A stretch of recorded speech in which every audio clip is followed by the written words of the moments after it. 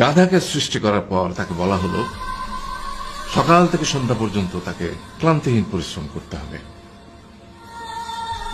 সারা জীবন তাকে পিঠে ভারী বোঝা বইতে হবে, খেতে পাবে শুধু ঘাস, আর তার মাথায় কোনো বুদ্ধি থাকবে না।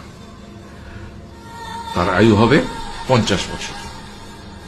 গাধা করজোড়ে সৃষ্টিকর্তাকে বলল, আমি এত বছর বাঁচতে চাই না, আমাকে 20 বছর আয়ু দেওয়া হোক। সৃষ্টিকর্তা সেটাই মঞ্জুর করলেন। কুকুরকে যখন সৃষ্টি করা হলো তখন তাকে বলা হলো যে সে হবে মানুষের সবচেয়ে বড় বন্ধু, কিন্তু সে খাবে মানুষের উচ্ছিষ্ট, এবং তার আয়ু হবে 30 বছর। কুকুর সৃষ্টিকর্তাকে বলল, আমি এত বছর বাঁচতে চাই না, আমাকে 15 বছর আয়ু দেওয়া হোক। সেটাই মঞ্জুর করা হলো। এরপর বানরকে বলা হলো, তুমি শুধু গাছে